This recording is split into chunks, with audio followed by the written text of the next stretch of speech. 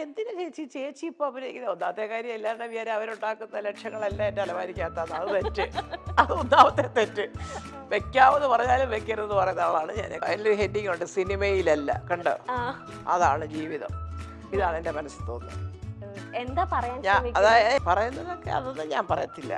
അങ്ങനെ അത് വേണ്ട, അതുകൊണ്ട് കാലത്തെ വന്നു വീട് സെറ്റിൽ കിടന്നോണ്ട് ടിക്ടോക്ക് ചെയ്തു, മറ്റേത് ചെയ്തു എന്നൊക്കെ കാണിച്ച് ഷൂട്ട് ചെയ്തു. എല്ലാം കഴിഞ്ഞ് ക്യാമറയുടെ മുമ്പിലോട്ട് ചേട്ടാ എന്താ ചേട്ടാ ഞാൻ പറയണ്ടേ? ഷോ എന്താ പറഞ്ഞേ? സുകുമാരൻ സാറിന്റെയും മല്ലികമ്മയുടെ പ്രണയം കമലഹാസൻ സാറിനോട് ഷെയർ ചെയ്തിട്ടുണ്ടായിരുന്നു. അദ്ദേഹത്തിന് അറിയാം. കാത്തിരുന്ന നിമിഷം എന്ന് പറഞ്ഞ പടം ഇതുപോലെ എറണാകുളത്ത് ഷൂട്ടിംഗ് നടക്കുമ്പോൾ അന്ന് അദ്ദേഹം അതിനെ വെച്ചിട്ട് കളിയാക്കി ചില സംഭവങ്ങൾ അറിയാത്തവരും കൂടെ അറിഞ്ഞു. മിക്കവാറും സുമാർ ഉടനെ കിട്ടും എന്നുള്ളത് അത്ര ഒരു ശക്തമായ ന്യൂസ് ആ സെറ്റിൽ വരാൻ കാര്യം കമലഹാസൻ സാറ് തന്നെയാണ്. പെൺകുട്ടികൾ ഇതൊരു ഗ്ലാമർ ഫീൽഡാണെന്നുള്ള ഒരു പട്ടിപ്പോകുന്നത് അത് കുറച്ചത് മാറ്റണമെന്ന് എനിക്ക് ഞാൻ വിനീതമായിട്ട് അപേക്ഷിക്കുന്നു. ഇതും നാളെ ഞാൻ ഓഹോ തള്ളയാര് ഞങ്ങളെ ഉപദേശിക്കാൻ എന്ത് പറയരുത്, അവരുടെ നല്ലതിന് വേണ്ടി പറയുന്ന ഒരു കാര്യമാണ്. അയ്യോ ഇതാരാ? ഞാനും അതാ വിചാരിക്കുന്നത്, ആരാന്ന്. അയ്യോ ഒരു പിടിയില്ലേ പൊന്നപ്പ. അടിപൊളി. ജീവിതത്തിലെ ഏറ്റവും വലിയ നിരാശ എന്ന് പറയുന്നത് മമ്മൂട്ടിയുടെ ടർബോയിൽ ഞാൻ അഭിനയിക്കണ്ടായിരുന്നു. അപ്പോഴായിരുന്നു എനിക്ക് ഒരു സെല്ലുലൈറ്റിസിന്റെ ഒരു ഇൻഫെക്ഷൻ വന്ന കാലും. അയ്യോ 30 ദിവസം ഞാൻ ചെയ്യേണ്ട ഒരു വേഷമായിരുന്നത്. അക്ക അക്കേ ഏതക്ക ഞാനിങ്ങനെ ചോദിക്കാം യോഗ എന്നാ സാർ അക്കാവാ? ആമാ November 4th Thane date of birth. ഞാൻ November 7th. 3 നാൾ എനക്ക് നീ അക്കാന്ന്. 3 നാൾ മുമ്പേ വന്ന അക്കയാണെന്ന് ഞാൻ. 3 ദിവസം ഞങ്ങൾ തമ്മിൽ 3 ദിവസം വ്യത്യാസമേ ഉള്ളൂ ഡേറ്റ് ഓഫ് ബർത്ത്. ഒരേ വർഷം ഒരേ മാസം 4th 7th ആണ് കമലഹാസൻ. അപ്പൊ അന്ന് എന്നെ അക്കാന്ന് വിളിച്ചപ്പോൾ ഞാൻ ഞെട്ടിപ്പോയി. ഭാര്യമാരെ സഹായിക്കോ? ഭാര്യമാരെ സഹായിക്കുമെന്ന് ചോദിച്ചാൽ ഇനി ഭാര്യമാരെന്നെ തല്ലുമോ എന്ന് വിചാരിച്ചിട്ട് ചോദിക്കാത്തത്. ആ സത്യം ദോഷം പറയുന്നത് എൻ്റെ മകനായിട്ടല്ല, പൃഥ്വിരാജ് ബ്രോഡാഡിക്ക് തലേ ദിവസം സീൻ കൊണ്ട് തരുമായിരുന്നു. ഞാൻ ചോദിച്ചത് എന്തുവാ? അല്ല തലേ ദിവസം നാളെ എടുക്കേണ്ട സീൻ. അപ്പം ആ കൊണ്ടുവരുന്ന വിചാരിക്കും എനിക്ക് വല്ല ദേഷ്യമുണ്ടോ? ഞാൻ അമ്മയല്ലേ. അപ്പം അവിടെ എൻ്റെ മുന്നുമക്കളെ ഇഞ്ഞതാ എനിക്ക് തന്നില്ലെങ്കിൽ ആ കൂടുതൽ വഴക്ക് കേൾക്കാൻ പോകുന്നത്. ഹാർവിയോറ the exclusive collection of adenium plants.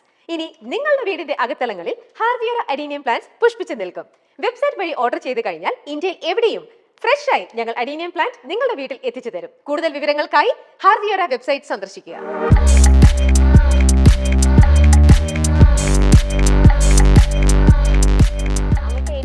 ഇഷ്ടം അഭിനയിക്കാനാണ് അല്ലേ? ആരോഗ്യമുള്ളവർത്തോളം കാലം അഭിനയിക്കണം എന്നാണ് ആഗ്രഹം. തീർച്ചയായിട്ടും. അപ്പൊ ഈ സീരിയലിലും ഇങ്ങനെയൊക്കെ ഒരുപാട് ട്രോളുകൾ വരുന്നുണ്ട്. വയസ്സായില്ലേ വീട്ടിലിരുന്നാ പോരെ, പൃഥ്വിരാജിന്റെ അമ്മ എന്നൊക്കെ ചോദിക്കാറുണ്ട്. സത്യമാണ്. ചിലരൊക്കെ പറയും എന്തിനു ചേച്ചി ഇപ്പൊ അഭിനയിക്കുന്നത്? ഒന്നാമത്തെ കാര്യം എല്ലാവരുടെ വിചാരം അവരുണ്ടാക്കുന്ന ലക്ഷങ്ങളെല്ലാം എൻ്റെ അലമാരിക്കകത്താണ്. അത് തെറ്റ്. അത് ഒന്നാമത്തെ തെറ്റ്. വെക്കാമെന്ന് പറഞ്ഞാലും വെക്കരുതെന്ന് പറയുന്ന ആളാണ് ഞാൻ. കാരണം എനിക്ക് എൻ്റെ സുഖേട്ടൻ സുഖമായിട്ട് ജീവിക്കാനുള്ളത് ഉണ്ടാക്കി തന്നിട്ടുണ്ട്. പിന്നെ എൻ്റെ മക്കളാണ്. എനിക്കൊരു അസുഖം വരും, 2 പേരും ഓടി വരും. അപ്പോൾ അവർ തന്നെ കാര്യങ്ങൾ നോക്കും. അതൊക്കെ അവരെ മക്കളെന്നുള്ള രീതിയിൽ ചെയ്യട്ടെ. ഞാൻ അവരെ അങ്ങനെ വളർത്തിയ ഒരു അമ്മയാണ്. പക്ഷേ അതുകൊണ്ട് അവർ 24 മണിക്കൂറും എന്നെ നോക്കി ഇരിക്കണമെന്ന് പറയുന്ന അമ്മയല്ല ഞാൻ. കാരണം അവർക്ക് അവരുടേതായ തൊഴിലാണ്, അവരുടെ കുടുംബമുണ്ട്, അവരുടേതായ ഒരുപാട് ബിസിനസ്സും കാര്യങ്ങളും ഒക്കെ ഉണ്ട്. അത് വേറെ ആര് നോക്കും? അത് നോക്കാൻ എനിക്ക് പറ്റത്തില്ല. എനിക്ക് അങ്ങനെയൊന്നും ഇറങ്ങി. ഒന്നാമത്തെ കാര്യം സോഷ്യൽ വിസിറ്റ്സ് വളരെ കുറവാണ് ഞാൻ. എറണാകുളത്താണെങ്കിലും തിരുവനന്തപുരത്താണെങ്കിലും എൻ്റെ സർക്കിട്ട് എന്ന് പറയുന്നത് ചിലപ്പോൾ അമ്പലങ്ങൾ, പിന്നെ വളരെ വേണ്ടപ്പെട്ട ചില വിവാഹങ്ങൾക്ക് ഞാൻ പോകും. എന്നെ അതുപോലെ സ്നേഹപൂർവ്വം വിളിക്കുന്നവരുണ്ട്. അങ്ങനെ പോകും നമ്മൾ.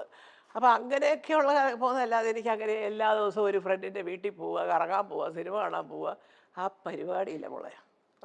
പണ്ടുമില്ല ഇപ്പോഴും ഇല്ല. ആണല്ലേ? അപ്പം അതുകൊണ്ട് ഈ പറഞ്ഞതുപോലെ നമ്മൾ അങ്ങനത്തെ ഒരു ജീവിതമായതുകൊണ്ട് തന്നെ ചിലപ്പോൾ ശത്രുക്കളും മിത്രങ്ങളും ഒരുപോലെ കാണും. ഇപ്പൊ അമ്മ പറഞ്ഞില്ലേ ഞാൻ മക്കളുടെ അടുത്തൊന്നും ഒന്നും ഇതുവരെ അങ്ങനെ അമ്മ മക്കളുടെ അടുത്തുനിന്ന് പൈസ അല്ലെങ്കിൽ അങ്ങനെ എന്തെങ്കിലും ആവശ്യത്തിന് പോലും അങ്ങനെ മേടിച്ചു? ഞാൻ ചോദിക്കാതെ അവര് എല്ലാ ഓണം, പിറന്നാള്, വിഷു ഒക്കെ ഭയങ്കര ആഘോഷമാ. അതൊന്നും എനിക്ക് 10 പൈസ ചെലവില്ല. അതൊക്കെ മക്കളാ. അപ്പൊ ഈ പിറന്നാളൊക്കെ വരുമ്പോഴ് ഒരുപക്ഷെ ചിലപ്പോൾ ഞാൻ പോയി എനിക്ക് വാങ്ങിക്കുന്നതിലും 10 ഇരട്ടി വിലപിടിപ്പുള്ള സാധനങ്ങളാണ് മക്കൾ കൊണ്ടിരുന്നത്. പിന്നെ അത് മക്കളും മരുമക്കളും മോനും മരുമോളും രാജു വരും, സുപ്രിയ വരും, ഇന്ദ്രൻ വരും, പൂർണ്ണിമ വരും. ഇതിനിടെ കൂടെ കൊച്ചു മക്കളുമുണ്ട്. അപ്പോൾ ഇതിങ്ങനെ നല്ല സമ്മാനങ്ങളൊക്കെ കിട്ടുമ്പോൾ നല്ല മറ്റേ അത്യാവശ്യം കമ്മലുകളും സ്വർണത്തിലൊക്കെ ഉള്ളതൊക്കെ കിട്ടുമ്പോഴേ ഞാൻ തമാശ പറയും ഈ ആണ്ടി 2 ആക്കാൻ പറ്റുമോ പിറന്നാള് എന്നൊക്കെ ഞാൻ ചോദിക്കാറുണ്ട്. കുറെ കിട്ടൂലോ അല്ലേ അതെ നമുക്ക്? അതെ. പിന്നെ കൊച്ചുമക്കൾ എനിക്ക് അതാണ് ഏറ്റവും വലിയ സന്തോഷം. അവര് ഓരോരുത്തരും ഓരോ ടൈപ്പ് കേക്ക് കൊണ്ടുവരും. ആ എൻ്റെ ഉപയോഗിച്ചിലാണ് മുറിക്കല്. അപ്പം നക്ഷത്ര അത് പ്രാർത്ഥന ഇപ്പം കുറച്ച് വലിയ കുട്ടിയായതുകൊണ്ട് എനിക്ക് സെപ്പറേറ്റ് ആയിട്ട് വേണമെന്ന് നിർബന്ധം അങ്ങ് പോയി. പണ്ടുണ്ടായിരുന്നു. ഇപ്പം നക്ഷത്ര അലങ്കൃതമാണ്, ഓരോ കേക്ക് വേറെ വേറെ മുറിക്കും. ആ അപ്പം അത് ഇങ്ങനെയുള്ള ആഘോഷങ്ങളെല്ലാം മക്കൾ തന്നെയാണ് നടത്തുന്നത്. ഇപ്പം ഈ പറഞ്ഞതിൻ്റെ അല്ലാതെ എനിക്ക് നിത്യച്ചെലവിനെന്ന് പറഞ്ഞിട്ടൊരു പ്രത്യേകമായിട്ട് ഇങ്ങനെ മാസം തോറും ഇത്ര തന്നെ വെക്കുന്നത് അതിൻ്റെ ആവശ്യം എപ്പോൾ ചോദിച്ചാലും എൻ്റെ മക്കൾ എത്ര വേണമെങ്കിലും എനിക്ക് തരും. എനിക്കറിയാം, ആ വിശ്വാസം എനിക്കുണ്ട്. പക്ഷേ ഇപ്പം എനിക്ക് സീരിയലുണ്ട്, സിനിമയുണ്ട്, പിന്നെ എൻ്റെ സുഹൃത്തുണ്ടാക്കിയ വീടിൻ്റെ വാടകയൊക്കെ വരുന്നുണ്ട്. അപ്പം അത് ധാരാളമാണ്. എന്തിനാ ഒരുപാട് അത്യാവശ്യത്തിനുള്ളതെല്ലാം കയ്യിൽ കിട്ടുന്നുണ്ട്. അതെ മക്കൾ അങ്ങനെ സമ്പാദിച്ചു വെക്കട്ടെ അതെ. അല്ലേ? ആവശ്യമുള്ളപ്പോൾ എൻ്റെ മക്കൾ ഇഷ്ടംപോലെ ചെലവാക്കിക്കോളും. അതിനാരും പറയണ്ടെന്നുള്ള ഒരു ഉത്തമ വിശ്വാസം എനിക്കുണ്ട്. അതെ ഓക്കെ. മല്ലികാമ്മ, ഇപ്പം മല്ലികാമ്മ സിനിമ ജീവിതം അല്ലെങ്കിൽ സിനിമ മേഖലയിലേക്ക് വന്നിട്ട് 50 വർഷം കഴിഞ്ഞിരിക്കുകയാണ് അല്ലേ? ഒരു നിസ്സാര കാര്യമല്ല, ഭയങ്കര പ്രയാസമാണ്, അയ്യോ. ഒരു അത്ഭുതമാണ് അല്ലേ? അപ്പൊ ഇപ്പൊ ഒരുപാട് കഷ്ടപ്പെട്ടിട്ടാണ് അമ്മ ഇപ്പൊ ഇവിടെ തീർച്ചയായിട്ടും അതെ വന്നിരിക്കുന്നത്. അതെ. ഇപ്പൊ കുറേ പേര് പറഞ്ഞാലും ഓ സുഖല്ലേ, എന്താ പറയാ സന്തോഷല്ലേ, എന്നാലും നമ്മുടെ ഒക്കെ ജീവിതത്തിൽ ഒരുപാട് സങ്കടങ്ങളും അല്ലേ ഒരുപാട് സങ്കടങ്ങൾ കഷ്ടപ്പാടുകളും കൊണ്ടുവരും. വന്നിട്ടുണ്ട്. അങ്ങനെ ഒരുപാട് സങ്കടങ്ങൾ നിറഞ്ഞ ഒരു കാലഘട്ടത്തിൽ എന്താണ് ഒരു വരുമാനം എന്നിങ്ങനെ ആലോചിച്ചൊക്കെ കഴിയുമ്പോഴാണ് വളരെ അപ്രതീക്ഷിതമായിട്ട് കോളേജിലൊക്കെ നല്ല അഭിനയത്തിനുള്ള അവാർഡ് വാങ്ങിച്ച ഒരാളല്ലേ ഒരു പടത്തിൽ അഭിനയിച്ചുകൂടെ എന്ന് പറഞ്ഞ് ഞാൻ ഉത്തരായനത്തിൽ അഭിനയിക്കുന്നതും അത് ആ പടം എന്ന് പറയുന്നത് അരവിന്ദൻ സാറിൻ്റെ പടമായത് തന്നെ വലിയ ലോക ശ്രദ്ധ പിടിച്ചു പറ്റിയതുപോലെ ആയിപ്പോയി. അതെ അക്കൊല്ലത്തെ പ്രസിഡന്റിന്റെ അവാർഡ് ശരിക്കും ഞാനെന്ന് പറയുന്നത് അങ്ങനത്തെ ഒരു വലിയ ഇതൊന്നുമല്ല. പക്ഷേ അതിലാരാണ് ഹീറോയുടെ കൂടെ എന്ന് ചോദിച്ചാൽ ഞാനാ. അങ്ങനെ വേണേൽ ഞാനാണ് ഹീറോ എന്ന് പറയാം. ഇപ്പോഴത്തെ ഹീറോയിൻ പോലെ അങ്ങ് മൊത്തം പാട്ടും ചാട്ടവും ഓട്ടവും അതൊന്നുമില്ല. അത് അദ്ദേഹത്തിന്റെ പടങ്ങളെ അറിയാമല്ലോ. അതെ അപ്പം അത് കാരണം അങ്ങനെ തുടങ്ങി. പിന്നെ അങ്ങോട്ട് ഈ പറഞ്ഞ പോലെ വേറൊരു പടത്തിലും അതേ വളരെ വേണ്ടപ്പെട്ട പുരുഷനാലപ്പുഴ എന്നിട്ട് അദ്ദേഹമൊക്കെ ഞങ്ങളുടെ സുഹൃത്തിൻ്റെയൊക്കെ സുഹൃത്തുക്കളായിരുന്നു. അങ്ങനെ വിളിച്ചു. അങ്ങനെ 1, 2, 3, 4 പിന്നെ പിന്നെ പിന്നെ വന്ന് എനിക്ക് ഒരു വലിയ ബ്രേക്കിലേക്ക് എന്നെ സഹായിച്ചത് ശ്രീകുമാര തമ്പി സാറാണ്. അതെ തമ്പിച്ചേട്ടൻ എനിക്ക് ഹരിപ്പാട്ടുകാരനാണ്, എൻ്റെ അതേ നാട്ടുകാരനാണ്. പിന്നെ രാജി അദ്ദേഹത്തിൻ്റെ സഹധർമ്മിണി എനിക്ക് വളരെ വേണ്ടപ്പെട്ട ഒരു വ്യക്തിയാണ്. അപ്പം അങ്ങനെയൊക്കെ കൂടെ വന്നപ്പോഴത്തേക്ക് ചേട്ടൻ്റെ എല്ലാ പടങ്ങളിലും അഥവാ ഇതിൽ വേഷമൊന്നുമില്ല എന്ന് പറഞ്ഞാൽ രാജി ചേട്ടനെ ഇങ്ങനെ തോണ്ടി തോണ്ടി എനിക്കറിയാം ഒപ്പിക്കും. പക്ഷെ എന്നും പറഞ്ഞ് ഞാൻ ചെയ്ത ആളല്ല ചേട്ടൻ. പക്ഷെ ചേട്ടന് ചിലപ്പോൾ തോന്നി കാണും പാവം വലിയ അല്ലേ നമ്മുടെ നാട്ടുകാരിയല്ലേ. പിന്നെ എൻ്റെ അച്ഛനെയും അമ്മയൊക്കെ വളരെ അടുത്തറിയാം. അപ്പം അങ്ങനെ ഒരു വേഷം വരാറുണ്ട്. അതിനെ തുടർന്ന് പിന്നെ വിൻസെൻ്റ് മാഷിൻ്റെ പടങ്ങളായി. സാറും അതെ ഈ പറഞ്ഞ 2-3 പടത്തിൽ എനിക്ക് നല്ല വേഷം തന്നു. വയനാടന്തമ്പാൻ, ആനപ്പാച്ചിൽ, അങ്ങനെ കുറേ പടം. പിന്നെ അത് കൂടെ കഴിഞ്ഞ് കുറച്ചുകൂടെ മുന്നോട്ട് KG ജോർജ് സാറാണ് എനിക്ക് സർക്കാരിൻ്റെ മികച്ച 2ാമത്തെ തടിക്കുള്ള കേരള സ്റ്റേറ്റ് ഗവൺമെൻറ് അവാർഡൊക്കെ വാങ്ങുന്നത് സ്വപ്നാടനം. സാറിൻ്റെ എല്ലാ പടത്തിലും എനിക്കൊരു വേഷവും കാണും, അതിലൊരു പാട്ട് കാണും. ആ പാട്ട് പാടുന്നത് അദ്ദേഹത്തിൻ്റെ ഭാര്യ സെൽമയായിരിക്കും. അപ്പം ഞാൻ വെറുതെ സെൽമ എടുത്ത് പറയാം, സെൽമ പാടണമെങ്കിൽ എൻ്റെ വേഷം നല്ലൊരു വേഷമാണെന്ന് പറയും. അപ്പം ഇങ്ങനെ തമാശ പോലെ ഞങ്ങൾ സംസാരിക്കാറുണ്ട്. അപ്പോൾ സാറ് വലിയ കാര്യമായിട്ട് എനിക്ക് ഒരുപാട് ശ്രദ്ധിക്കപ്പെടുന്ന വേഷങ്ങൾ തന്നേരും. പിന്നെ ഞാൻ എല്ലാവരുടെയും അന്നത്തെ കമേഴ്ഷ്യൽ ഒരു മെയിൻ സ്ട്രീം സിനിമയിലുള്ള AB Raj sir, Sasikumar sir, Lisa Baby, അങ്ങനെ ഒരുപാട് സംവിധായകരുടെ പടങ്ങളിൽ ഞാൻ അഭിനയിച്ചിട്ടുണ്ടില്ല, അതൊന്നും പറയത്തില്ല. കാരണം അതുകൊണ്ടാണല്ലോ ഞാൻ അത്രയും കാലയളവിനുള്ളിൽ ഞാൻ ഏതാണ്ട് 149ഓളം ചിത്രങ്ങൾ ഞാൻ അഭിനയിച്ചു. അപ്പം അത് കാരണം അന്ന് മുതലേ നമുക്ക് അവർ പക്ഷെ ഒരു കാര്യം ഈ കഷ്ടപ്പാടിൻ്റെ കാര്യം വസതിമുള്ള കഷ്ടപ്പാടല്ല, ആ ഡിസിപ്ലിൻ ഉണ്ടല്ലോ അന്നത്തേത്. ഇന്നത് വേണ്ടത്ര രീതിയിൽ എന്ന് വെച്ചാൽ മനഃപൂർവ്വം ആരും ഒരു അച്ചടക്കം ഇല്ലാതെ കാണിക്കുന്നു എന്നല്ല. അന്നെന്ന് പറഞ്ഞാൽ ഞങ്ങളൊക്കെ 7 മണി രാവിലെ 7-7:15 സെറ്റിൽ ചെല്ലുമ്പോൾ പ്രൊഡ്യൂസർ അവിടെ കാണും. ആരാദ്യം വന്നു ആരവസാനം വരുന്നു നോക്കാനായിട്ട് നോട്ട് ചെയ്ത് വെക്കും. സംവിധായകൻ കാണും. ചെന്നാലുടനെ നമ്മൾ ഡ്രസ്സ് ചെയ്തിട്ട് സ്ക്രിപ്റ്റ് ഒന്ന് വായിക്കും, 1-2 ആവർത്തി വായിക്കും. കാരണം ഞങ്ങളൊക്കെ അഭിനയിക്കുമ്പോൾ ഞാൻ പല ഇൻ്റർവ്യൂവിലും ഞാൻ പറഞ്ഞിട്ടുണ്ട്, ഈ ഡബ്ബിംഗ് ഒക്കെ പിന്നീട് വന്നതാണ്. അന്ന് ഡയറക്റ്റായിട്ട് സൗണ്ട് എടുക്കുക, ഇച്ചൽ ക്യാമറയൊക്കെ വെച്ചിട്ട്. മെല്ലിറാനി സാറൊക്കെയാണ് ക്യാമറാമാൻ. അപ്പോൾ അത് നമ്മൾ ഡയലോഗ് കാണാതെ പിടിച്ച് പറയണം, ഓൺ ദി സ്പോട്ട് പറയുന്നത് ഡയലോഗ് തന്നെയാണ് അവിടെ പോകുന്നത്. വല്ല ഔട്ട്ഡോറിലൊക്കെ പോകുമ്പോൾ വല്ല കാറിൻ്റെ ശബ്ദമോ കാക്കയുടെ ശബ്ദമോ ഒക്കെ വന്നാലേ ഉള്ളൂ അത് മാത്രം രണ്ടാമത് എടുക്കുന്നതും ഒക്കെ. അപ്പോൾ അത് കാരണം കുറച്ച് ജോലി കൊള്ളില്ല. അതുകൊണ്ട് തന്നെ കുറച്ചൊരു ഡിസിപ്ലിൻ വരും. വന്നു കഴിഞ്ഞാൽ ഉടനെ പെട്ടെന്ന് റെഡിയായി ഡയലോഗ് പഠിച്ചു. സെറ്റിൽ വരുമ്പോഴത്തേക്ക് ഫസ്റ്റ് സീൻ്റെ ഡയലോഗ് ബൈ ഇപ്പം ആ ഒരു വശം നോക്കുമ്പോൾ പരമസുഖമാണ്. കാലത്തെ വന്നു വീട് സെറ്റിൽ കിടന്നോണ്ട് ടിക്ടോക്ക് ചെയ്തു, മറ്റേത് ചെയ്തു, എന്നൊക്കെ കാണിച്ച് കുറേ ഷൂട്ട് ചെയ്തു, എല്ലാം കഴിഞ്ഞ് ക്യാമറയുടെ മുമ്പിലോട്ട് നോക്കും.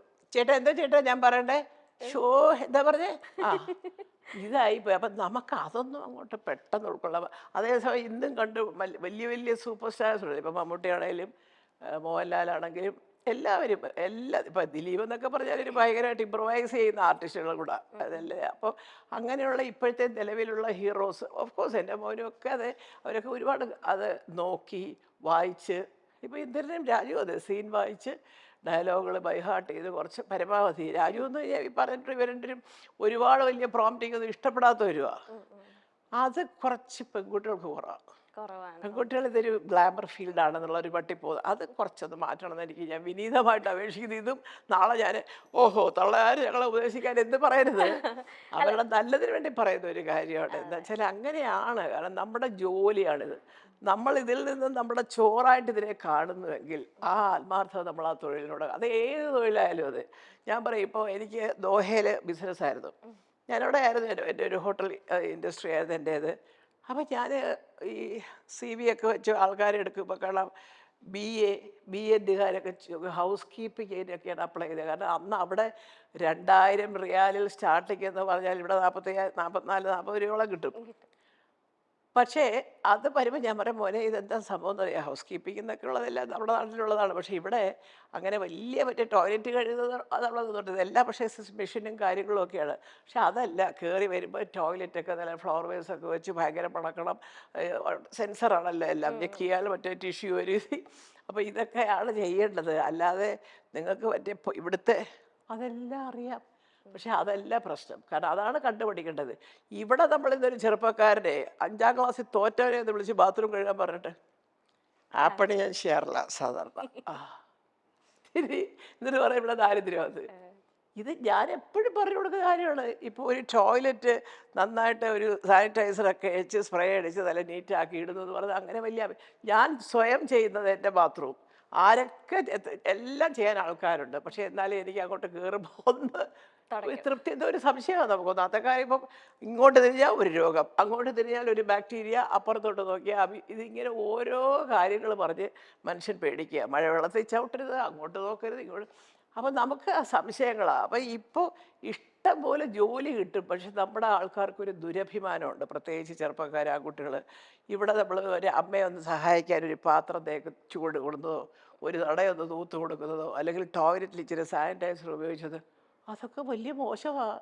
അയ്യോ, അവിടെ വന്ന് അപ്ലൈ ചെയ്തിട്ട് എന്ത് പണി ചെയ്താലും സാരമില്ല, വേണം എന്നെ എടുക്കണേ എന്നുള്ളവരട്ടെ. കാരണം അവന് വീട്ടിൽ കടമുണ്ട്, മറ്റതുണ്ട്, മറിച്ചുകൊണ്ട് ഹൗസിംഗ് ലോൺ എടുത്തത് അച്ഛന് വേണ്ടിയിട്ട് സഹായിക്കണം.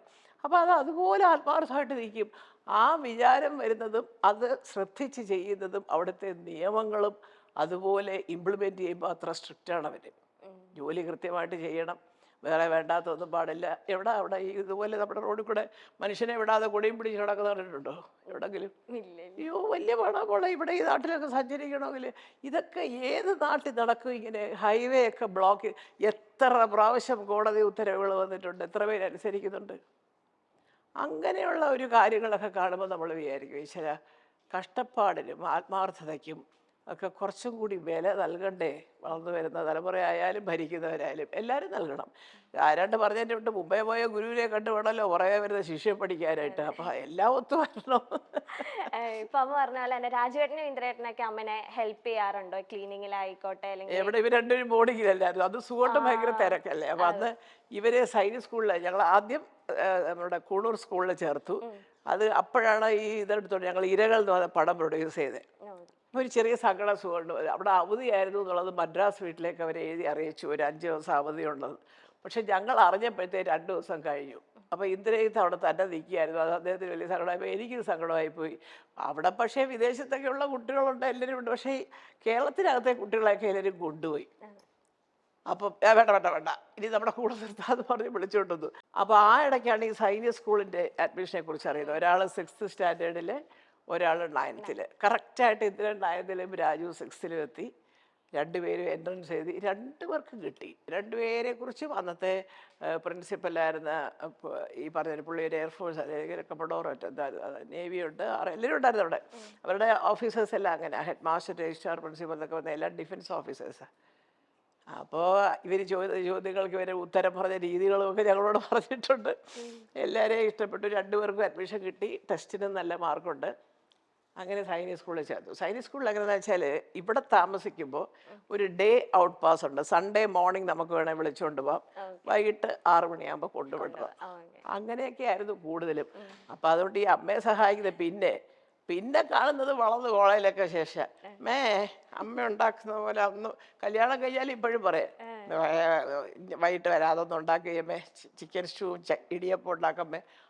ഇപ്പോഴും അതിപ്പോ അമ്മമാരോട് കൊഞ്ചുമല്ലോ മക്കള് അല്ലേ. പക്ഷേ ഇതൊക്കെയാണേലും ഓസ്ട്രേലിയയിൽ പോയി രാജു തന്നെത്താനെ ഓരോ റെസിപ്പിയൊക്കെ നോക്കി ചിക്കനും ഒക്കെ തന്നെത്താൻ ഉണ്ടാക്കി കഴിച്ചിട്ടുണ്ട്. ഇന്ദ്രനും അതുപോലെ ചെയ്യും. വീട്ടിൽ വന്നാൽ തീർന്നു. അമ്മയും ഭാര്യയും ഇപ്പൊ പിന്നെ തീരെ ഇല്ല. അത് ഭാര്യമാരെ സഹായിക്കില്ല. ഭാര്യമാരെ സഹായിക്കോ? ഭാര്യമാരെ സഹായിക്കുമെന്ന് ചോദിച്ചാൽ ഇനി ഭാര്യമാരെന്നെ തല്ലുമോ എന്ന് വിചാരിച്ചിട്ട് ചോദിക്കാത്തത്. ആ സത്യം എനിക്ക് അറിയൂടെ ഉള്ള സത്യമായിട്ടാ, എനിക്ക് തോന്നുന്നില്ല. അത് ആ സ്വഭാവമൊന്നുമില്ല. കാരണം ഒന്നാമത്തെ കാര്യം, രണ്ടുപേരും വീട്ടിൽ വന്നു കഴിഞ്ഞാൽ ബിസിയോടെ ബിസി, ലാപ്ടോപ്പ്, സൂം, മീറ്റിങ്, കാര്യങ്ങൾ ഇങ്ങനത്തെ ഇതുമായിട്ടൊക്കെ ഇരിക്കും. ഭാര്യമാർക്ക് അതിലേറെ തിരക്കാണ്. സുപ്രിയയാണ് പ്രൊഡക്ഷൻ കംപ്ലീറ്റ് നോക്കുന്നത്. ഇവിടെ പൂർണിമയ്ക്കാണെങ്കിൽ പ്രാണ ബൊട്ടീക്കുണ്ട്, അതിൻ്റെ കൂടെ ഏതാണ്ടൊക്കെയോ ഉണ്ട്, ആക്ടിങ് ഉണ്ട്, വെബ് സീരീസ്, ബോംബെ, അതിങ്ങനെ ഇതൊക്കെ എന്ത് ചെയ്യും. അപ്പം അത് കാരണം അങ്ങനെ പിന്നെ ഇപ്പം സഹായിക്കുന്ന ഒന്നുമില്ല. അങ്ങനെ പറഞ്ഞു കഴിഞ്ഞാൽ പിന്നെ അവസാനം അടിയാവും. അതുകൊണ്ട് ഒന്നും മിണ്ടാതെ അങ്ങ് പോകാ നല്ലത്. ഇപ്പൊ അമ്മ കുറച്ചു മുന്നേ പറഞ്ഞിരുന്നു, ഇപ്പൊ മെയിൽ ആർട്ടിസ്റ്റുകളാണ് കുറച്ചും കൂടെ ഡെഡിക്കേറ്റഡ് ആയിട്ട്.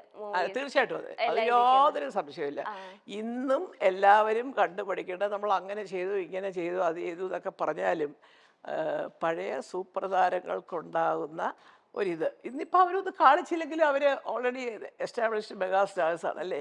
പക്ഷെ എന്നാലും അവരെങ്ങനെ ആ സ്ഥാനത്തെത്തി എന്നുള്ളത് ഒരു ചെറിയൊരു സ്റ്റഡി എല്ലാവരും നടത്തുന്നത് നല്ലതാണ്. ഇതുപോലെ ഞങ്ങളൊക്കെ ചെയ്ത പോലെ തന്നെ ഒരുപാട് കഷ്ടപ്പെട്ട് എനിക്ക് ഇപ്പോഴും ഓർമ്മയുണ്ട്, സുഗോട്ടൻ്റെ കൂടെ മമ്മൂട്ടിയാണ് ഏറ്റവും കൂടുതൽ അഭിനയിച്ചെന്ന് തോന്നുന്നു. സ്ഫോടനം, അങ്ങനെ കുറേ പടങ്ങളുണ്ടായിരുന്നു. അപ്പോൾ ഞങ്ങൾ ആലപ്പുഴ ഗസ്റ്റ് ഹൗസിൽ താമസിക്കുമ്പോൾ ഇതുപോലെ മമ്മൂട്ടിയെക്കുറിച്ച് സുഗോട്ടൻ പറയാൻ എനിക്ക് ഓർമ്മ. മോഹൻലാൽ കുറച്ചൊരു കൊച്ചാണ്, അദ്ദേഹത്തിൻ്റെ നിർമ്മിച്ച പടത്തിൽ സുഗോട്ടൻ അഭിനയിക്കുകയൊക്കെ ചെയ്തു. അപ്പം മമ്മൂട്ടിയൊക്കെ ഭയങ്കരമായിട്ട് ഇത് പറഞ്ഞതിൻ്റെ കൂടെ ഏതെങ്കിലും പടത്തിന് പോകുമ്പോൾ അതിൻ്റെ സീൻ നോക്കി, അതിൻ്റെ ക്യാരക്ടർ എന്താണെന്ന് നോക്കി. ഇപ്പം അവരൊക്കെ അങ്ങനെയാണ്. പിന്നീട് വന്നവരും കാണും, ഒരുപാട് പേര് അങ്ങനെ തന്നെ ആയിരിക്കും. പക്ഷെ നമുക്ക് അടുത്തറിയാവുന്നത് ഇവരെ രണ്ടുപേരെയാണല്ലോ. മറ്റുള്ളവരുടെ കൂടെ ഞാനും അഭിനയിച്ചിട്ടില്ല.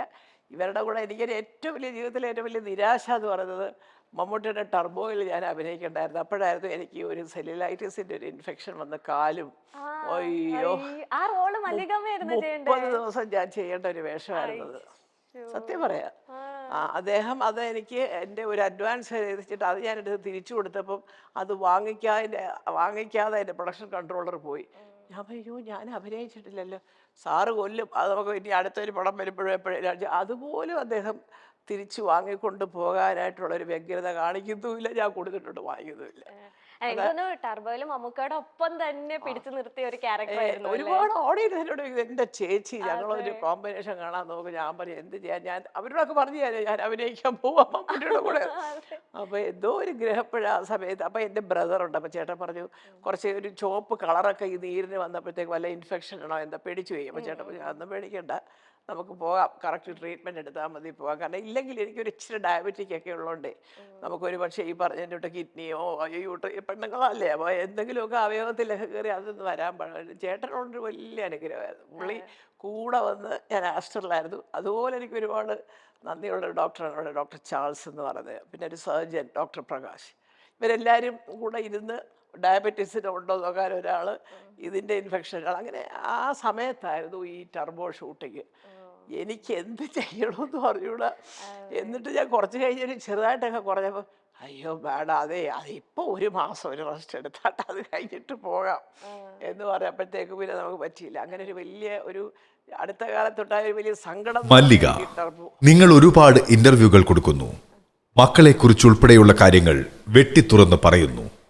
ഇന്റർവ്യൂവിൽ പോയി ഞങ്ങളെക്കുറിച്ച് പറയുന്നത് മതിയാക്കണമെന്ന് മക്കൾ എപ്പോഴെങ്കിലും ആവശ്യപ്പെട്ടിട്ടുണ്ടോ? അയ്യോ ഇല്ല. അങ്ങനെ കാരണം അങ്ങനെ ആവശ്യപ്പെട്ടാലും അത് അമ്മയുടെ അടുത്ത് നടക്കത്തില്ലെന്ന് അറിയാം. അതാണ് ഒന്നാമത്തെ കാര്യം. അവർ ചോദിക്കും അമ്മേ, പക്ഷെ ഇത് പറയാറുണ്ട്, അത് എന്താ എല്ലാവരും ഒരേ ചോദ്യം ഇങ്ങനെ ചോദിക്കുന്നത്, പറഞ്ഞത് തന്നെ പിന്നെയും അത് ചോദിക്കാൻ ഞാൻ പറയും മോനെ, ഒരു ഇൻ്റർവ്യൂവിന് പോകുമ്പോഴേ അവിടെ ചെല്ലുമ്പോൾ ഞാൻ പറയുന്നെങ്കിൽ എൻ്റെ മുമ്പിൽ ഏറ്റവും കൂടുതൽ ആൾക്കാർ ചോദിച്ച ചോദ്യങ്ങളുടെ ഒരു ലിസ്റ്റ് കാണും. അത് നോക്കിയിട്ട് ഞാൻ സംസാരിക്കുക. അപ്പോൾ അത് ഞാൻ പറയാറുണ്ട്, ഞാനിതൊക്കെ പറഞ്ഞെങ്കിൽ ഇതാ ഇപ്രാവശ്യം കുറച്ച് പേര് ചോദിച്ചിരിക്കുന്നല്ലോ എന്ന് പറഞ്ഞിട്ട് തന്നെയാണ് ഞാൻ പറയുന്നത്.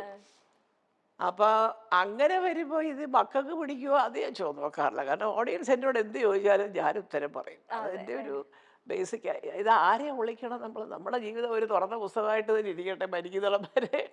എനിക്ക് ആരെയും വിളിക്കേണ്ട കാര്യമില്ല. എനിക്ക് അതിനേക്കാട്ടിൽ എനിക്ക് ദേഷ്യവും ഒരു വിഷമമൊക്കെ തോന്നുന്നത്, ഇപ്പം ഞാൻ ആദ്യം പറഞ്ഞില്ലേ, ഒരു സീരിയലിൽ ഏതോ ഒരു ആർട്ടിസ്റ്റ്, അത് ജീവിക്കാൻ വേണ്ടി വന്നൊരു കുട്ടി, അതങ്ങനെ ആ കുട്ടിയുടെ സ്വന്തക്കാരെഴുതിയാൽ പോലും അവർ ചിന്തിക്കണം, മല്ലികാമ്മയ്ക്ക് 10-69 വയസ്സായി, അവർക്ക് എന്ത് കാര്യം, അഭിനയിച്ചാലെന്ത് അഭിനയിച്ചില്ലെങ്കിലെന്ത്. അപ്പം ഇത് പറഞ്ഞു കൊടുത്ത ആളിനൊക്കെ എനിക്കറിയാം, അത് വെച്ചിട്ട് അവരെഴുതായിരിക്കും. അങ്ങനത്തെ വൃത്തികെട്ട പണികളൊന്നും ഈ കലാരംഗത്ത് കാണിക്കരുത്. ഞാനൊരു കാര്യം തുറന്ന് മോളോട് പറയണം, ഇതിനകത്ത് നിൽക്കണമെങ്കിൽ വേറെ ഒരു ദൈവാനുഗ്രഹം വേണം. എത്ര വലിയ നടിയായാലും എത്ര വലിയ ഇതായാലും നമ്മുടെ മനസ്സും പ്രവൃത്തിയും എല്ലാം ഒരു സത്യസന്ധമായിരിക്കണം. അങ്ങനെയുള്ളവരെ ഇവിടെ ഒരു സ്റ്റാമ്പ് ചെയ്ത് പോകുന്നത് ഞാൻ കണ്ടിട്ടുള്ളൂ, സത്യം പറയാം. ഞാൻ അതോടൊപ്പം തന്നെ ഞാൻ ചോദിക്കാൻ ആഗ്രഹപ്പെടുകയാണ്, ഫീമെയിൽ ആർട്ടിസ്റ്റുകളിൽ ഇപ്പൊ കുറവാണ്, ഡെഡിക്കേഷൻ ലെവൽ കുറവാന്ന് പറയും. പക്ഷെ അമ്മ കണ്ടേക്കുന്നതിൽ വെച്ച് ഏറ്റവും ഡെഡിക്കേറ്റഡ് ആയിട്ട് നിൽക്കുന്ന ഒരു ഫീമെയിൽ ആർട്ടിസ്റ്റ് ആരാണ്? എനിക്ക് തോന്നുന്നു യങ് ജനറേഷനിൽ ആദ്യം പറയാമോ? നായികമാരല്ല, യങ് ജനറേഷനിൽ മമത, ഓഫ് കോഴ്സ് മഞ്ജു ഉണ്ട്. മഞ്ജു പക്ഷേ ഞാൻ പറയുന്നത് മഞ്ജു അത്ര ഡെഡിക്കേറ്റ് ചെയ്തില്ലെങ്കിൽ, ഷീസ് എ ബോൺ ആർട്ടിസ്റ്റ്. അപ്പോൾ അതുകൊണ്ട് തന്നെ മഞ്ജുവിന് ഗ്രാസ്പ് ചെയ്യാൻ പെട്ടെന്ന് സാധിക്കും. പിന്നെ പഴയ ആർട്ടിസ്റ്റുകൾ, ഈ ചെറുപ്പക്കാരിൽ തന്നെ ഒത്തിരി പേരുണ്ട് കേട്ടോ നല്ല ആർട്ടിസ്റ്റുകൾ. അവർ ശ്രദ്ധിച്ച്, ഇപ്പോൾ ഫോർ എക്സാമ്പിൾ കാവ്യ മാധവ്, ഞാൻ അനന്തഭദ്രമൊക്കെ ഷൂട്ട് ചെയ്യുമ്പം കണ്ടിട്ടുണ്ടോ, കാവ്യൊക്കെ അത് എന്താണെന്ന് ചോദിച്ച് മനസ്സിലാക്കുക. അന്നൊക്കെ കാവ്യയുടെ ചോദ്യങ്ങൾ ഞങ്ങൾ വളരെ കൗതുകത്തോടെ നോക്കിയിരിക്കുക. അതെന്താ അങ്ങനെ ഇതിലെ കൊച്ചുകുട്ടികളൊക്കെ ചോദിക്കുന്ന പോലെ കാവ്യ ചോദിച്ച് മനസ്സിലാക്കി. കാവ്യ, മഞ്ജു, പിന്നെ മമത, അങ്ങനെ കുറേ പേരുണ്ട്. ഇല്ലാതെ ഞാൻ പറയുന്നില്ല. കൂടുതലും എനിക്ക് തോന്നുന്നു ചിലപ്പോൾ ഈ മലയാള ഭാഷയോട് അത്ര അടുക്കാത്തവരായിരിക്കാം അതിൻ്റെ ഒരു സീരിയസ്നെസ് അങ്ങോട്ട് മനസ്സിലാക്കാതെ. പക്ഷെ അത് അറിയാൻ വയ്യാത്തതുകൊണ്ട് നമ്മൾ സെറ്റ് വരുന്നതിന് മുമ്പ് ആ സീൻ ഒരു 2-3 പ്രാവശ്യം വായിച്ചിട്ടേ അത് നമുക്ക് എന്താണ് അതിൻ്റെ കണ്ടൻറ്റ്, എന്താണ് അതിൻ്റെ സിറ്റുവേഷൻ എന്ന് മനസ്സിലാക്കിയാൽ ചിലപ്പോൾ ചില കാര്യങ്ങൾ നമുക്ക് ഇമ്പ്രൂവൈസ് ചെയ്യാൻ. പിന്നെ ഞാനല്ലാതെ ഒരാളെ ഇന്നേ വരെ എനിക്ക് വേണ്ടി ഡബ് ചെയ്തിട്ടില്ല. അത് ഞാൻ വളരെ പർട്ടിക്കുലറായിട്ട് പറയും, ഞാൻ തന്നെ ഡബ് ചെയ്യുള്ളൂ. കാരണം എന്താ അറിയോ, നമുക്ക് ഡബ് ചെയ്യുമ്പോൾ ഒരു ഗ്യാപ്പ് അവിടെ ഫീൽ ചെയ്തു, ഒരു മൂളലോ ഒരു ചരകലോ ഒരു എന്നൊക്കെ പറഞ്ഞാൽ എന്തെങ്കിലും ഒന്ന് ഇടണമെങ്കിൽ നമുക്ക് ആ ഗ്യാപ്പ് ഉപയോഗിക്കാം. അത് നമ്മൾ ഡബ് ചെയ്തെങ്കിലേ നടക്കുകയുള്ളൂ. മറ്റേത് ഇതിനകത്ത് പൈലറ്റിൽ കേൾക്കുന്ന സൗണ്ട് മാത്രം പറഞ്ഞിട്ട് ഡബിങ് ആർട്ടിസ്റ്റുകളൊക്കെ പോകും. അല്ലെങ്കിൽ പിന്നെ അവരും കുറച്ചൊരു ക്രിയേറ്റീവായിട്ടുള്ള ആൾക്കാരായിരിക്കണം. അപ്പം ഞാൻ പറയുന്നത് കൊച്ചു കുട്ടികളിൽ ഇപ്പോൾ കൂടുതലും കാണുന്നത് അതിലും കഴിഞ്ഞ് ഈ 3-4 പ്രമുഖരുണ്ടല്ലോ, അതിന് അപ്പുറത്ത് വരുന്നവർ, അവർക്കങ്ങനെ നേരത്തെ സീൻ വായിച്ച് ഡയലോഗ് പഠിക്കണം എന്നൊന്നുമില്ല. എനിക്കൊന്നും ഇതായിരിക്കും അവർക്ക് വിശ്വാസമുണ്ട്. തൊട്ടടുത്തിരുന്ന് ഒരു ചേട്ടൻ പറഞ്ഞു കൊടുക്കും, അത് കേട്ടങ്ങ് പറഞ്ഞാൽ മതി. പക്ഷെ ഞങ്ങൾക്കൊക്കെ അതുകൊണ്ടല്ല, അങ്ങനെ പറഞ്ഞാലും എന്താണ് ഇതിൻ്റെ മൊത്തത്തിലുള്ളൊരു സംഭവം എന്നറിയണമല്ലോ. അപ്പോൾ അത് ഞാൻ ഈ അടുത്ത കാലത്ത് അഭിനയിച്ചതിൽ ദോഷം പറയുന്നത് എൻ്റെ മകനായിട്ടല്ല, പൃഥ്വിരാജ് ബ്രോഡാഡിക്ക് തലേ ദിവസം സീൻ കൊണ്ട് തരുമായിരുന്നു. ഞാൻ ചോദിച്ചു ഇതെന്തുവാ, അല്ല തലേ ദിവസം നാളെ എടുക്കേണ്ട സീൻ. അപ്പം ആ കൊണ്ടുവരുന്ന വിചാരിക്കും എനിക്ക് വല്ല ദേഷ്യമുണ്ടോ, ഞാൻ അമ്മയല്ലേ. അപ്പം എൻ്റെ പൊന്നുമക്കളെ ഇഞ്ഞതാ എനിക്ക് തന്നില്ലെങ്കിൽ ആ കൂടുതൽ വഴക്ക് കേൾക്കാൻ പോകുന്നത്. അപ്പം അവർ ചിരിക്കും. അപ്പോൾ അത് കാരണം എനിക്ക് അതൊക്കെ ഇഷ്ടമാണ്. കാരണം അത് അങ്ങനെ ഒരു ഹോംവർക്ക് ചെയ്തിട്ട് പോകുന്നത് തന്നെയാണ് എപ്പോഴും ഏത് ജോലിക്കും നല്ലത്. അതെ. ഇപ്പൊ നമ്മുടെ മൈൻഡ് മാസ്റ്റർ ചോദിച്ചു, മക്കള് ഈ പറഞ്ഞു മടുത്തില്ലേ ഞങ്ങളുടെ പേരെന്ന്. മരുമക്കള് ചോദിക്കാറുണ്ടോ, അമ്മ എവിടെ ചെന്നാലും ഞങ്ങളുടെ മരുമക്കൾ ചിലപ്പോൾ പറയാം അമ്മ എന്നെ കുറിച്ച് കുറച്ചേ പറഞ്ഞുള്ളൂ, അപ്പുറത്ത് പൂർണ്ണയുടെ കാര്യം കൂടുതൽ പറഞ്ഞു. പൂർണ്ണ പറയാം അമ്മ സുപ്രിയ ഭയങ്കര ഹാർഡ് വർക്കിങ്, അത് പറഞ്ഞു. ഇങ്ങനെയൊക്കെ ചില സൗന്ദര്യ പിണക്കമല്ല, ഒരു ചിലപ്പോൾ അടുത്ത് വന്നിരുന്ന് കൊഞ്ചു ഞാൻ കേട്ട് പറഞ്ഞേക്ക സുപ്രിയ നല്ല ഹാർഡ്. അപ്പം അടുത്ത ആള് അയ്യോ അമ്മയെ കുറേ പൊക്കി. ചിലപ്പോൾ പറയും എല്ലാം പറഞ്ഞു കഴിയുമ്പോൾ അമ്മയെ പൊക്കും ആൾക്കാർ, ഞങ്ങളെ അങ്ങ് താഴെ ഇടും. അപ്പം ഈ എല്ലാ ഇന്റർവ്യൂസിലും കേൾക്കുന്ന അല്ലെങ്കിൽ ചോദിക്കുന്ന ഒരു ചോദ്യമാണല്ലോ, അപ്പൊ അതിനെപ്പറ്റി ഒരു ട്രോൾ വീഡിയോ വന്നിരുന്നു. എനിക്ക് തോന്നുന്നു സുപ്രിയ ചേച്ചിയും പൂർവ്വ ചേച്ചിക്കെല്ലാം ഷെയർ ചെയ്തിട്ടുണ്ടായിരുന്നു എന്ന് തോന്നുന്നു. അപ്പൊ ആ ഒരു വീഡിയോ ഞാൻ കാണിച്ചു തരാം. ഓക്കെ, മല്ലികാന്റി കുറച്ച് ഫ്രഷ് ക്വസ്റ്റ്യൻ എടുക്കട്ടെ. മല്ലികാന്റിക്ക് ഏറ്റവും ഇഷ്ടമുള്ള മരുമോൾ സുപ്രിയാണോ പൂർണ്ണിമയാണോ? ഇന്ദ്രജിത്താണ് പൃഥ്വിരാജാണ് മല്ലികാന്റിക്ക് ഏറ്റവും ഇഷ്ടം? അടുത്തത് റാപ്പിഡ് ഫയർ ആണ്. 3 ആളുടെ പേര് പറയാം. അതിൽ ഒരാളുടെ പേര് മല്ലികാന്റി പറഞ്ഞേ പറ്റുള്ളൂ. മല്ലികാന്റിക്ക് ഏറ്റവും ഇഷ്ടമുള്ള പേരക്കുട്ടികൾ ഇവരിൽ ആരാണ്? അലങ്കൃത, പ്രാർത്ഥന, നക്ഷത്ര. ഇഷ്ടമില്ലാത്തത് വേണമെങ്കിൽ പറയാട്ടാ. ഏറ്റവും സെൽഫിഷായ മരുമോൾ സുപ്രിയാണോ പൂർണിമയാണോ? പൊസസീവ്നെസ് ഏറ്റവും കൂടുതലുള്ള മരുമോൾ ആരാണ്? മല്ലികാന്റി പോലെ ഒരു ഫസ്റ്റ് ക്വസ്റ്റ്യൻ കൂടി ഉണ്ട്. ഇന്ദ്രനാണോ പൃഥ്വിയാണോ? നല്ല മക്കൾ ഇവരാരാണ്? എഴുന്നേറ്റ് പോയതോ? അങ്ങനെ മല്ലികമേനെയാണ് ഇരുത്തിയേക്കുന്നത്. അപ്പൊ ഞങ്ങൾ ഇന്റർവ്യൂല് ചോദിക്കൂല ഏറ്റവും ഇഷ്ടപ്പെട്ട മോൻ ആരാണ്, പൃഥ്വിരാജാണോ ഇന്ദ്രജിത്താണോ? അതെല്ലാം കഴിഞ്ഞ അവസാനം മല്ലികാമ്മ എഴുന്നേറ്റ് ഓടി. അതെ, കേട്ടിട്ട് മടുത്തു രീതിയിൽ. അത് എപ്പോഴെങ്കിലും തോന്നിയിട്ടുണ്ട് ഇങ്ങനെ ഞങ്ങൾ ഇങ്ങനെ ചോദിക്കൂലോ ആരെയാണ്? ചിലപ്പോ ചിലരോട് ഞാൻ പറഞ്ഞിട്ടുണ്ട്, അയ്യോ ഇതിപ്പോ ഒരാഴ്ചക്ക് മുമ്പ് പറഞ്ഞ കഥയാണല്ലോ, ഇനി വീണ്ടും അത് മോശമാണ്, അല്ലെങ്കിൽ എല്ലാം കൂടെ അടുത്തടുത്ത് വരുമ്പോ ജനം പറയും ഇതേ ഉള്ളോ ഇവർക്ക് പറയാനെന്ന് വിചാരിക്കും. ഞാൻ പറഞ്ഞിട്ടുണ്ട് സത്യം. ഓക്കെ. അപ്പൊ ഈ ഒരു ഞങ്ങളുടെ തന്നെ ഒരു ഇന്റർവ്യൂല് പൂർണിമ ചേച്ചിയോട് ഞങ്ങൾ ഇങ്ങനെ ചോദിച്ചു, ഇങ്ങനെ മല്ലികമ്മയോട് ഇങ്ങനെ എല്ലാരും ചോദിക്കുന്നുണ്ട്. അപ്പം പൂർണിമ ചേച്ചി അതിനൊരു ഉത്തരം പറഞ്ഞിട്ടുണ്ട് ഞങ്ങളോട്. അപ്പൊ അതും കൂടെ നമുക്ക് കാണാം. ചെറുതായിട്ടെങ്കിലും ഒരു അമ്മായിയമ്മ മരുമകൾ പോരുണ്ടെങ്കിൽ ആ പോരെടുക്കുന്ന ആരുടെടുത്തായിരിക്കും? സുപ്രിയ. എനിക്കത് ഇഷ്ടമേ അല്ല. ഞാൻ എന്നെ കിട്ടത്തില്ല പോരിന്. ഞാൻ ഇവരുടെ താമസിക്കത്തില്ലല്ലോ. പിന്നെ പോരെടുക്കാൻ പിന്നെ എങ്ങനെ പോരെടുക്കുന്നത്? ഞാൻ നിൽക്കത്തില്ല. ഞാൻ വേറെ അത് പറയാൻ മക്കൾക്ക് വലിയ പരാതിയാ കൂടെ ശ്രദ്ധിക്കാതെ. അതല്ല, അതുകൊണ്ടാണ് ഈ സ്നേഹം. നമ്മള് കൂടെ കിടന്ന് വരവേ തീർന്ന കാര്യം അതോടുകൂടി തീർന്നു. അല്ല, എന്നാൽ ഒരു ഇച്ചിരി മല്ലികാന്റിക്ക് ഇവളെ ഒന്ന് സൂക്ഷിക്കുന്നതാണ് നല്ലതെന്ന് തോന്നിയത് ഇവരിൽ ആരെയാണ്? എന്താണ് എന്തറിഞ്ഞാലാണ് നിങ്ങൾക്ക് സന്തോഷാവുക? എനിക്കതറിയാം. ഏത് ഉത്തരം കിട്ടിയാലാണ് നിങ്ങൾക്ക് സന്തോഷാവുക? എന്താ നിങ്ങൾ കേൾക്കാൻ ആഗ്രഹിക്കുന്നത്? അതെ, അത് കറക്റ്റ്. എന്താണ് ഉദ്ദേശിക്കുന്നത് പറഞ്ഞാൽ ഞങ്ങൾ ആ തരത്തിൽ പറയാം. ഞാൻ കേൾക്കുന്നത് ഞങ്ങൾക്കൊരു മനസ്സുഖം. വീട്ടിലൊക്കെ ഞങ്ങൾ ഈ പറഞ്ഞിട്ട് ഞാൻ ചുമ്മാ കളയാക്കുന്നതല്ലാതെ അവരൊക്കെ അയ്യോ, ഞാനാണ് എല്ലാവരും ഇങ്ങനെ വാരി വാരി നിൽക്കുന്ന ഒരാളത്. പിന്നെ അമ്മ ആയതുകൊണ്ട് പലരും ഒക്കെ മിണ്ടാതെ സഹിക്കുന്നതായിരിക്കും. അല്ല, അങ്ങനെ വേദനിപ്പിക്കലല്ല, തമാശയൊക്കെ ഞാൻ പറയാറുണ്ട് ചിലപ്പോൾ ഇങ്ങനെ ഓരോ പ്രാവശ്യം വരുമ്പോഴൊക്കെ. ഇപ്പം കൊള്ളാം തീർച്ചയായിട്ടും. ചിലപ്പോൾ ഒരുപാട് അങ്ങനെ ചില ഡ്രസ്സൊക്കെ ഇടുമ്പോൾ മെലിഞ്ഞിരിക്കും. ഞാനപ്പോൾ ചോദിക്കും എന്താണ് ആഹാരമൊന്നും ഇല്ലേ ഇപ്പോൾ? അങ്ങനെയൊക്കെ ഓരോന്ന് ചോദിക്കലുണ്ട്. മോനിങ്ങനെ തമാശ പറയുന്ന അവരും അതെ, അത്യാവശ്യം തമാശ പറയുന്ന ആൾക്കാരാണ്. എന്ന് പറയുന്നത് ഞങ്ങളുടെ സംസാരത്തിൽ കുറച്ച് തമാശ കൂടുതലുണ്ടാവും. മരുമക്കൾ അങ്ങനെ തമാശ പറയാതെ അവരെ കിട്ടത്തില്ല. അയ്യോ ഇല്ല, എല്ലാം തലയ്ക്കകത്ത് എല്ലാം ബിസിനസ്സും അതും ഇതൊക്കെ ആയിട്ടായിരിക്കും. അതുകൊണ്ടായിരിക്കും ഞങ്ങൾക്ക് പിന്നെ എന്ത് ബിസിനസ് ആയാലും അഭിനയമായാലും. ഞാൻ ദോഹയിൽ 7-8 വർഷം അവിടെ തന്നെ ആയിരുന്നല്ലോ താമസം പോലും. പക്ഷെ അതുകൊണ്ട് എനിക്ക് അങ്ങനത്തെ ഒരാളെന്തെങ്കിലും പറഞ്ഞു എന്ന് വിചാരിച്ച് ഞാൻ ടെൻഷൻ അടിക്കുകയോ അതൊന്നുമില്ല. എനിക്ക് ചിലരുടെയൊക്കെ ദേഷ്യം കള്ളം പറയുമ്പോഴാണ്. എനിക്ക് ഇതാ ഉള്ളതുപോലെ പറയാൻ പഠിക്കും. എന്തിപ്പോൾ ഞാൻ മോളോടൊരു കാര്യം പറഞ്ഞു, ഒരു സത്യസന്ധമായിട്ടൊരു ഉത്തരം പറഞ്ഞു, അവിടെ തീർന്നു അത്. അതേസമയം ഞാൻ കേട്ടവളല്ല അത് അങ്ങനെയല്ല ഞാൻ കണ്ടായിരുന്നെന്ന് പറഞ്ഞു കഴിഞ്ഞാൽ നല്ല ആളാണല്ലോ അല്ലേ ആൻറ്റി 5 ദിവസം കഴിഞ്ഞ് സത്യം അറിഞ്ഞുകൊണ്ട് വരുമ്പോൾ എനിക്ക് മോളടുത്ത് വരുമ്പോൾ ജോലി അത് ചോദിക്കാനായിരിക്കും. എന്തിനാണപ്പോൾ ആവശ്യമില്ലാത്ത ടെൻഷൻ? അപ്പം പറയുമ്പോൾ ഒരു പക്ഷേ ഒരു സത്യം പറയുമ്പോൾ അപ്പോഴത്തേക്ക് കുറച്ച് പേർക്കൊരു ചെറിയ നീരസം ഉണ്ടാവാം. പക്ഷെ അത് സത്യമായിരുന്നു എന്ന് പറയുമ്പോൾ അവിടെ തീർന്നു എല്ലാ പ്രശ്നങ്ങളും അല്ലേ? അപ്പം അത് ഈ പറഞ്ഞാൽ അതുകൊണ്ട് തമാശ പറയുന്നതും കാര്യങ്ങൾ കുറച്ചുകൂടെ തുറന്ന് പറയുന്നതൊക്കെ ഞങ്ങൾ അമ്മയും മക്കളും തന്നെ. അതെ അല്ലേ? ഓക്കെ. മല്ലികമ്മ, ഇനി ഒരു സെഗ്മെന്റിലേക്ക് ഞാൻ കൊണ്ടുപോയാണ്. ഞാൻ കുറച്ച് ഫോട്ടോസ് സ്ക്രീനിൽ കാണിക്കും. അപ്പൊ പെട്ടെന്ന് ആ ഫോട്ടോസ് കാണുമ്പോൾ മല്ലികമ്മയുടെ മനസ്സിൽ എന്താണ് തോന്നുന്നത് അത് പറയുക. ഒരു തിരനോട്ടാണ്. Okay okay, ready. ഇതാണ് ഫസ്റ്റ് ഫോട്ടോ. എന്ത് പറഞ്ഞാൽ എനിക്ക് എന്റെ മനസ്സിൽ തോന്നുന്നു ഈ ഫോട്ടോ അല്ലെങ്കിൽ ഈ ഫോട്ടോയുടെ ഇൻസിഡന്റോ അതിലൊരു ഹെഡിങ് ഉണ്ട്, സിനിമയിലല്ല. കണ്ടോ, അതാണ് ജീവിതം. ഇതാണ് എന്റെ മനസ്സിൽ തോന്നുന്നത്. എന്താ പറയാൻ? അതായത് എന്റെ സുഹൃത്തിനും ഞാനും ഞങ്ങളുടെ ജീവിതം പറയുന്നതൊക്കെ അതൊന്നും ഞാൻ പറയത്തില്ല. അങ്ങനെ അത് വേണ്ട, അതുകൊണ്ട് അതുകൊണ്ട് അതുകൊണ്ട് അതുകൊണ്ട് സ്വകാര്യ നിമിഷങ്ങൾ. ഇതോ? ഇത് കുടുംബം ഒരു ശ്രീകോവിൽ ഹരിഹരൻ സാറിൻ്റെ പടം വന്നത്. അതിനകത്തൊരു പാട്ടുണ്ടായിരുന്നു. അപ്പോൾ അതിൻ്റെ സമയത്ത് ഞങ്ങളെല്ലാവരും ഉണ്ട്. ജനാർദ്ദനൻ ചേട്ടൻ, സുഹോട്ടൻ, നസീർ സാറാണ് ആ പടത്തിൽ. അപ്പോൾ അതിലെല്ലാവരും ഇത് ഓരോരോ ജോഡിയായിട്ടാണ് അതിനകത്ത്. അല്ലാതെ പാട്ട് സീനാണ്. പാട്ടഭിനയിക്കാൻ അദ്ദേഹത്തിന് അത്ര സന്തോഷം പോരാ. ആ പാട്ട് എപ്പോഴും പറയാം. അല്ലെ എനിക്ക് അറിയാൻ വേണ്ടി ചോദിക്കുക, ഭാര്യ ഭർത്താവ് കൂടെ പ്രയോഗിച്ചാൽ പാടിക്കൊണ്ട് നടക്കുമോ എന്നൊക്കെ ചോദിക്കുന്ന ആളാണ്. അപ്പൊ അതൊന്നും അല്ല കാര്യം. അദ്ദേഹത്തിന് ഇങ്ങനെ ഈ പ്രേമമൊക്കെ അഭിനയിക്കാനൊരു ഇച്ചിരി അഭിനയിക്കുന്നത്. ഇത് ഞങ്ങളുടെ വീടിന്റെ ടെറസിന്റെ മുകളിലാണ്.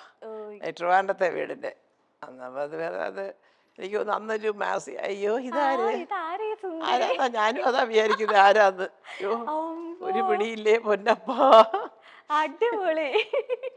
ഇതാണ് ഞങ്ങളുടെ ഇത് ശരിക്കുള്ള ഒരു വെഡ്ഡിങ്ങിൻ്റെ പിറ്റേ ദിവസം, കാരണം വെഡ്ഡിങ്ങിന് മുണ്ട് നേരുമായിരുന്നുണ്ട്, അതിൻ്റെ പിറ്റേ ദിവസം സാരിയൊക്കെ കൊടുത്തൊരു ഫോട്ടോ എടുത്ത, അല്ലാതെ വെഡ്ഡിങ് സമയത്ത് ഫോട്ടോകളൊന്നും അങ്ങനെ ഒരുപാട് മറ്റേ എടുത്തിട്ടില്ല. ഫോട്ടോ ഒന്നും കൂടെ കാണിക്കോ? ഇത് സിനിമയിലെയാ, ലവ് ബേർഡ്സ് എന്ന് പറയുന്ന സിനിമ. ഞാനും കമലഹാസന്റെ അനിയത്തിയായിട്ട് അഭിനയിച്ച ഒരു പടത്തിന്റെ സ്റ്റില്ല. അല്ല, നിങ്ങളുടെ രണ്ടുപേരെ ഇപ്പൊ സുകുമാരൻ സാറിന്റെയും മല്ലികമ്മയുടെ പ്രണയം കമലഹാസൻ സാറിനോട് ഷെയർ ചെയ്തിട്ടുണ്ടായിരുന്നു. അദ്ദേഹത്തിന് അറിയാം. കാത്തിരുന്ന നിമിഷം എന്ന് പറഞ്ഞ പടം ഇതുപോലെ എറണാകുളത്ത് ഷൂട്ടിംഗ് നടക്കുമ്പോൾ അതിന്റെ പ്രൊഡ്യൂസേഴ്സിന്റെ കാര്യമാണ് ഞാൻ പറഞ്ഞത്. വിധുവിന്റെ ഹസ്ബൻഡ് മുരളി സാറ്, അതെ, അവര് മുരളിയുണ്ട്, രഘുബാബു ഇപ്പോൾ ഇല്ല, എന്നാലും പിന്നെ കോഴിക്കോട്ടൊരു ബാബുട്ടിക്ക ഉണ്ടായിരുന്നു. അവരൊക്കെ കൂടെ ഒരു കമ്പനിയായിരുന്നു ഈ ധന്യ ഫിലിംസ്. ഇവരുമായിട്ട് വലിയ കമ്പനിയാണ് സുഖോട്ടൻ. അവർ വെച്ച് മാറാത്ത രഹസ്യങ്ങളൊന്നുമില്ല, എല്ലാം അറിയാം. എല്ലാവരും കൂടെ മദ്രാസ് വുഡ്ലൻഡ്സിലായിരുന്നു താമസമൊക്കെ. അപ്പം അങ്ങനെ ആ പടത്തിൽ അഭിനയിക്കുമ്പോൾ എനിക്ക് തോന്നി ഇവരെല്ലാവരും കൂടെ കുറച്ചൊരു ന്യൂസ് ഇങ്ങനെ കമൽ സാറിന് കിട്ടിയിട്ടുണ്ട് ശരിക്കും. അന്ന് അദ്ദേഹം അതിനെ വെച്ചിട്ട് കളിയാക്കി ചില സംഭവങ്ങൾ അറിയാത്തവരും കൂടെ അറിഞ്ഞു. മിക്കവാറും സുമാർ ഉടനെ കിട്ടും എന്നുള്ളത് ഇത്ര ഒരു ശക്തമായ ന്യൂസ് ആ സെറ്റിൽ വരാൻ കാര്യം കമൽഹാസൻ സാറ് തന്നെയാണ്.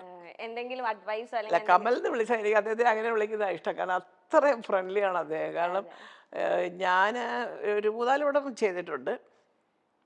അപ്പോഴൊക്കെ ഞാൻ വിചാരിക്കും എന്തോരം വലിയ നടനാണ്, പക്ഷേ തമാശ പറയുകയും സെറ്റിലൊക്കെ എന്താ വെച്ചാൽ ഇപ്പോഴും നമുക്കൊന്നും മറക്കാനേ ഒക്കത്തില്ല.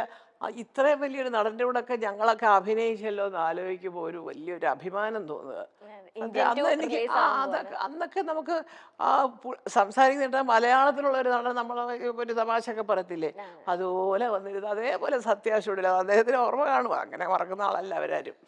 ഞാനൊരു ദിവസം സത്യ സ്റ്റുഡിയോയിൽ ഞാൻ വയനാടൻ തമ്മാൻ അഭിനയിച്ചിട്ടുണ്ടെങ്കിൽ അപ്പുറത്ത് MGRും ജയലളിതയും കൂടെ ഒരു പാട്ട് പലരൊന്നും ആരെയും കേട്ടതില്ല അത്. അപ്പോൾ എങ്കിലും ഇദ്ദേഹം കാരണം ഞാനന്ന് റൂമിൽ എല്ലാവരെയും കണ്ടു, മേക്കപ്പ് റൂമിൽ വെച്ച് കണ്ടു. പക്ഷെ എനിക്കതല്ല, അത് കഴിഞ്ഞിട്ട് ചിരുമ്പത് അക്കേ ഏതക്ക ഞാനിങ്ങനെ ചോദിക്കാം യോഗ ഞാൻ എന്നാ സാർ അക്കാവാ ആമാ November 4th തന്നെ ഡേറ്റ് ഓഫ് ബർത്ത്. ഞാൻ November 7th 3 നാൾ എനക്ക് നീങ്ങി അക്കാന്ന്. 3 നാൾ മുമ്പേ വന്ന അക്കയാണെന്ന് ഞാൻ 3 ദിവസം ഞങ്ങൾ തമ്മിൽ 3 ദിവസത്തെ വ്യത്യാസമേ ഉള്ളൂ ഡേറ്റ് ഓഫ് ബർത്ത്. ഒരേ വർഷം ഒരേ മാസം 4th 7th ആണ് കമലഹാസൻ. അപ്പോൾ അന്ന് എന്നെ അക്കാന്ന് വിളിച്ചപ്പോൾ ഞാൻ ഞെട്ടിപ്പോയി. എന്താണെന്ന് ചോദിച്ചാൽ 3 ദിവസം മുമ്പേ ജനിച്ചു, അപ്പോൾ ഒരു അക്കാന്ന് വിളിക്കണ്ടെന്ന്. അപ്പം എന്നൊക്കെ പറഞ്ഞുള്ള തമാശകൾ പറഞ്ഞ് അത്രയും ഫ്രണ്ട്ലി ആയിട്ട് ഒരു മഹാനടൻ. അതൊക്കെ ആലോചിക്കാനേ വയ്യ. ഇപ്പം ഞാൻ ആലോചിക്കുകയാണ്, ഈശ്വരാ എൻ്റെ ദൈവമേ ശ്രദ്ധിക്കും. അത് കഴിഞ്ഞ് വർഷങ്ങൾക്ക് ശേഷം ഇന്ദ്രൻ്റെ കല്യാണം ക്ഷണിക്കാൻ ഞാൻ മദ്രാസിൽ പോയപ്പോൾ അവിടെ പോയി. അപ്പോൾ വെളിയിലാണ്, വിദേശത്താണ്. പക്ഷേ അന്ന് അദ്ദേഹത്തിൻ്റെ ഒരു അദ്ദേഹത്തിൻ്റെ പേര് സുബ്രഹ്മണ്യ സ്വാമി അങ്ങനെ എന്തോ അദ്ദേഹത്തിൻ്റെ പേര്. അദ്ദേഹത്തിൻ്റെ എല്ലാ കാര്യങ്ങളും നോക്കുന്നത് എനിക്ക് അദ്ദേഹത്തെ അല്ലാതെ അറിയാം. പുള്ളി മലയാളി പ്രൊഡ്യൂസർമാരുടെയൊക്കെ ഒരാളാണ്. അവിടെ പറഞ്ഞ് ഏൽപ്പിച്ച് അമ്മ വരുമെന്ന് പറഞ്ഞു. കമൽ സാർ വിളിച്ച് പറഞ്ഞു കാപ്പി കുടിച്ചിട്ടേ പോകാവൂ, ഇരിക്കണം. അങ്ങനെ ഞാൻ പറഞ്ഞു അയ്യോ ഇത് കത്തവിടെ ഞാനിതിന് വന്നതാണ്, എനിക്കറിയാമല്ലോ, പറഞ്ഞല്ലോ അദ്ദേഹം ഔട്ട് ഓഫ് സ്റ്റേഷനാണെന്ന് പറഞ്ഞല്ലോ, എന്നാലും ഇവിടെ വന്ന് തരേണ്ടത് എൻ്റെ മര്യാദയാണ് സാർ, അതിനെ ഞാൻ വന്ന് സമ്മതിക്കത്തില്ല. എനിക്ക് കാപ്പിയൊക്കെ തന്ന് എല്ലാ ഇതുങ്ങളും എത്ര കൊല്ലം കഴിഞ്ഞിട്ട് ഇന്ദ്രൻ്റെ കല്യാണം നമ്മൾ ആലോചിച്ച് നോക്കണം. എത്രയോ കൊല്ലങ്ങൾ കഴിഞ്ഞിട്ട്. അപ്പം അതൊക്കെ ഞാൻ മക്കളോട് പറയും. ഈ അടുത്ത കാലത്ത് ഇതിനെ പറയാം, ഇടയ്ക്ക് കമൽ സാറിനെ കണ്ടപ്പോൾ ചോദിച്ചു അമ്മ എങ്ങനെയുണ്ടെന്ന് ചോദിച്ചത്. ഞാൻ പറഞ്ഞു മോനെ അതൊക്കെയുള്ളൂ അവരുടെയൊക്കെ ജീവിതത്തിൽ ഒരു ബാക്കി എന്ന് പറഞ്ഞത്, കാരണം അതൊന്നും ഇപ്പം ഞാൻ അതിനെ സംബന്ധിച്ച് അദ്ദേഹത്തിൻ്റെ രീതിക്ക് നോക്കുമ്പോൾ തമിഴിലെ എത്രയോ നായികമാരും ക്യാരക്ടർ ആർട്ടിസ്റ്റ് കിടക്കുന്നു.